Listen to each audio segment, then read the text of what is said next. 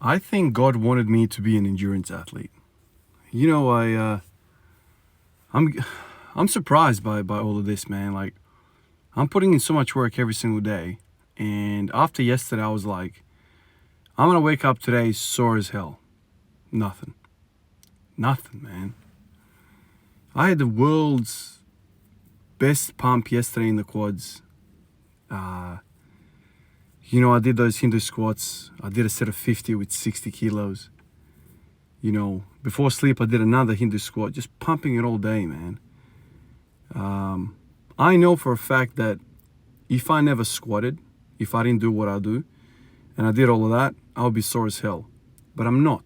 I'm not sore. And I can't do samples. I can't do a biopsy or something like this to work out what fiber composition I have.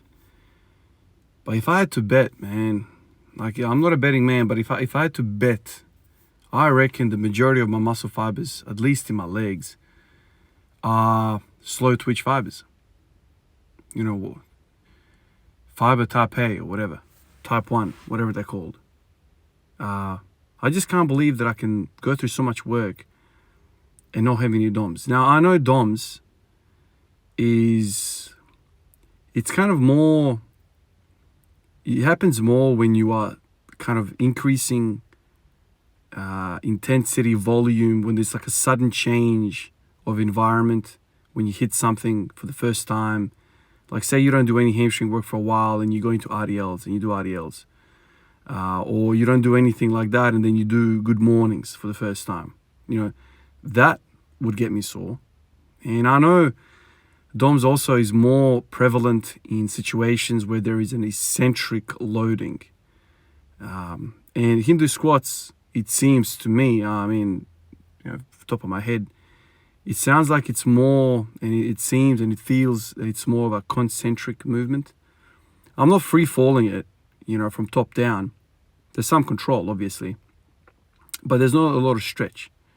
Whereas maybe with sissy squats, you're extending your hips. There's a lot more demand on the quad to extend. Maybe that will produce some DOMs. I don't know. I also don't know if there's any evidence out there in the scientific world that you can change your muscle fiber types. It would seem that you could probably, modify depending on the type of work you do. But I don't know. I'm sitting here and I'm like, man, that's a lot of work I've been doing the last few days, man. A lot of freaking work. These sets of 50 and whatever. And yesterday when I did that set of 50, man, like, if I didn't rush the last 5 reps, I would have probably gotten 60, 70, 80 reps if I could just stand there. And for some reason yesterday, I had a feeling like I could stand there more comfortably. Like whatever the muscles, are responsible for you standing there comfortably. Like yesterday, for instance, I didn't have that, plantar, not fascia, but plantar musculature on your foot arch. It wasn't lighting up like the last time I did 60 for 50. So that was one less pain to worry about. I still had traps and rear delts on fire, and my wrists were getting numb, and my freaking arms were like no circulation in the arms. So that was kind of a thing, but maybe I'm just getting accustomed to this experience a little bit more now. It's not as a shock. But I can see myself, really getting good at these reps. I don't know. Maybe I'm just foolish right now. I don't know what you guys do. Some of you guys tell me all sorts of things about, when you do a 5x5, you feel DOMs in your quads. Obviously, there's a lot of, variation in, how we're leveraged, femur lengths, torso lengths, tibia lengths. All that stuff comes into, effect and what muscles you load. But when I load heavy weight, man, my tendency is to lean over a little bit, and maybe that excuses the quads, and that's why I don't feel muscle soreness, so I don't feel like I'm fatigued through the quads when I do heavy weight. But when I do stuff like Hindu squats, man, it is all quads, man. It is all quads. But the thing is, it's not heavy weight, it's high reps, lightweight. The only time I feel quads is when I do Hindu squats for a set of 30, or when I do anything really for a whole bunch of sets. Like when I do lunges, I feel my quads. and not for the set of 5. I need to do lunges for a set of 20 or 30. Bulgarian split squat, same thing. It's just everything has to be high reps for me to feel my quads. That kind of leads me to think maybe these guys are just freaking resistant to anything. You need high reps to fatigue them. But then when I'm thinking about it now, wouldn't that make them type 2? Because they're not capable of doing, high volume. I don't know, man. I'm sitting here, I'm really, really getting confused. The first thought was, why am I sore, man? I did so much work yesterday, why am I not sore? And the next thought is, well, I'm only getting a pump in my quads after a whole bunch of sets, after a whole bunch of reps, like set of 20 or 30. Does that mean, I don't know, I'm confused, man. I don't know what the story is. Like, whenever you kind of look this up and you read about it, you would say, the quads are 50-50 between type 1, type 2, this, that, the other. Hamstrings are more type 2. I don't know. There's so many things at play. Is it the exercise type that produces the DOMs, or is it the muscle type that produces the DOMs? Like, say, if I could somehow set it up that I could do CC squats loaded, like, I don't know, like you go into a hack squat machine, you load that sucker up and you really freaking stretch it. I mean, I don't know how healthy that is for the damn knees, loaded like for a set of 5. That to me just sounds like it's asking for trouble. But if you could somehow mimic an RDL, a stiff-legged deadlift for the hamstrings, if you could kind of set something up for the quads and you could stretch the living hell out of them and contract them at that end range of motion, maybe that would produce the DOMs. Maybe the whole thing about DOMs is eccentric loading. Maybe that's the whole story. It doesn't really have to do anything with the fiber type. It's just you need to stretch the hell out of them and then contract them. I don't know. But I'm surprised. I woke up today and I did a total 5 sets of 30 of the Hindu squats, worked up to a 180 for 1 on the squat. Just a whole bunch of work. I feel good today. Like, this is the thing. I did all that work yesterday. Today I woke up and my joints feel fantastic, man. Fantastic. It would be completely opposite if I say yesterday I did, 5 sets of 1, 5 singles of 180 or 10 singles of 170, 160. If I did something like that, I'd wake up and I'd be like, oh, Jesus, it's all kind of locked up, stiff and whatever. Never pain. I don't have pain in my knees ever, man. Like, my knees seems like they're bulletproof. Back in the day I used to get hip pain, but that's about it. Now I don't have hip pain. I don't have anything, man. I woke up this morning. I'm like, damn, I feel good. It's like, Jesus, how do I feel good, man? I did so much work yesterday. I should be feeling bad. Not that I'm a freaking masochist and I want to feel bad, but back of my mind, I'm like, and I know you're not supposed to, have DOMs as an indicator of good performance or good training, but I did some damn damage, didn't I? What did I do yesterday, man? Was that a dream or what, man?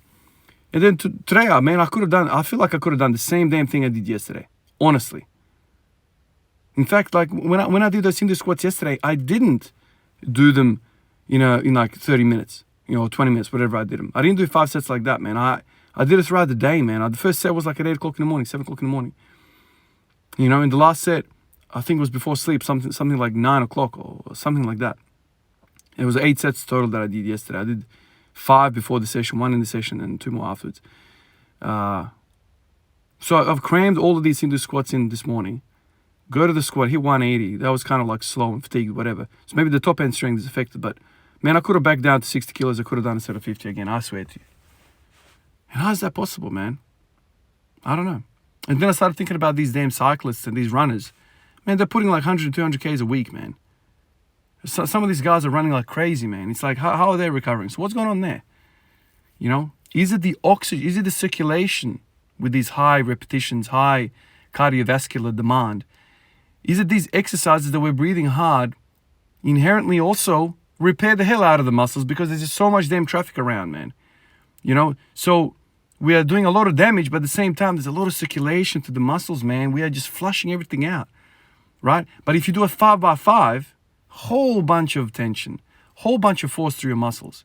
You do the whole thing maybe in like 20 seconds or 15 seconds, right? Whatever, 10 seconds. You do the whole thing and then you sit down. No cardiovascular component, but you've hit your muscle. So now you've caused damage and there's no cardiovascular component to it. There's no heart rate elevation, respiratory rate elevation. There's nothing going on in terms of the cardiovascular. And so there's no traffic through these damaged muscles. And what do we have? Soreness. You've just bombed the damn city, and you've locked the perimeter. So the poor people inside can't get out, can't do anything, they're starving out, bleeding out, and all that. But in a way, like these high reps, cyclists, marathon runners, 60 kilos by 50, you bomb the hell out of them, and then you send like the world's greatest aid in there, and you rescue everyone, you feed everyone, there's surgeons, there's field hospitals, everything. Get in there, fix everything, builders, engineers, you just rebuild the damn thing in like a day. That's how I'm thinking about it right now. Hard breathing, high heart rate, me running around on the ground, like rolling around like a maniac from all the boom, boom, boom in the heart and the hard breathing. Maybe that's just what's helping me, And there's so much swelling in my legs. I'm like, man, something's going on in there. There's a whole field, the whole freaking team is going in there to repair this stuff. That's why I think high reps are helping you. So if you combine these two worlds, you hit a 180 or 200 for one or whatever the case might be, and then you back that thing down and do a set of 50 or a set of 30, a set of 20, whatever. You breathe hard. That's the whole point. You're breathing hard. Elevate your heart rate, elevate your respiratory rate, and then you repair. Maybe these bodybuilders had it right the whole time. What do they do, man? Pyramids, pyramid sets. Start off with a whole bunch of sets, work up to a heavy one or two or triple, whatever they want to do, and head back down the pyramid and end up doing sets of 5, sets of 8, sets of 12, sets of 20, sets of 30, whatever the case might be. They're always pumping blood, man. Always. And always repairing. That's what I'm thinking, this thing. Like, I'm doing this into squats and I'm like, feels great to do them, man. Like, of course, you're on fire or whatever, it's a pump. But beforehand, before the squats, I feel great. I feel like I'm squatting on pillows. My quads are pumped, my glutes are pumped. Everything's pumped, man. I just feel ready to squat heavyweight, right? Even though I'm kind of inhibited, these muscles that I've pumped up are kind of getting a bit sluggish and slower, and I don't have the top end performance. But I feel like, man, this feels comfortable, man. Like, joints feeling great. And it feels great to squat when you feel great. You know what I mean? Like, you're not squatting on cold knees and hips and whatever like I used to do. Freaking walk in, within like 2 minutes, I've loaded 180 on the bar and I'm squatting that. It doesn't feel the same. I don't know. I'm just surprised this morning, man. I don't know. A bunch of comments in the last week or so, people are saying, how the hell are you recovering, man? How are you recovering every single day? What do you do? I don't do anything, dude. Like, I just stretch occasionally. I eat a whole bunch. The only thing that I do that's maybe abnormal to what you guys are doing is I do cold showers, man. I haven't had a warm shower in freaking months. Probably this year. Actually, the only time I had warm showers is when I had COVID. Like, for that week and a half or week period, I didn't have cold showers because I had fever and whatever. That's the only thing that I do. And yeah, it's cold right now in Australia, so when you turn the tap on, it's proper freaking cold water. During summer, it's like, whatever, it's a joke. It's still cold, but that's the only thing that I do, and I've done it on and off for the last 3 years. 3 years ago, 4 years ago, I want to say even 5 years ago, when my son was born, that winter, I didn't have a warm shower. Like, I don't touch the warm knob at all. Like, it was just the whole, just walk in, dry, whatever, walk in, and then bang, hyperventilate for a minute or whatever, and then you calm down, you acclimatize to damn water, and then off you go. You're set. And then you do whatever you need to do. People asking me, how long do you stay in the shower? Well, sometimes 15, sometimes 20 minutes, whatever. You go numb, right? Like, your shoulders are freaking frozen, whatever, everything's frozen. But then you walk out and you feel like a king, man. You're walking around, strutting around like freaking McGregor, You feel happy. I said this story before, but I saw a documentary once. They did a big study on this, man. Clinically depressed people were taken off heavy antidepressants, heavy mood stabilizers, purely by cold treatment. They had people, walk into icy water, man. Like, Russia, man. It's frozen. The whole place is frozen. So they will cut out like a, big chunk of ice, smash the ice, push it apart, and we'll get these clinically depressed people. When I say clinically, that means like heavy drugs for a very long time, man. These people are sad people, right? Walk him in. Can't remember the frequencies of these, cold plunges or whatever you want to call them. But there was an incredible effect. These people started, decreasing their meds. Eventually, some of them got off. It's because, I can't remember exactly, but your brain gets perfused in a certain way when you are in shock like that.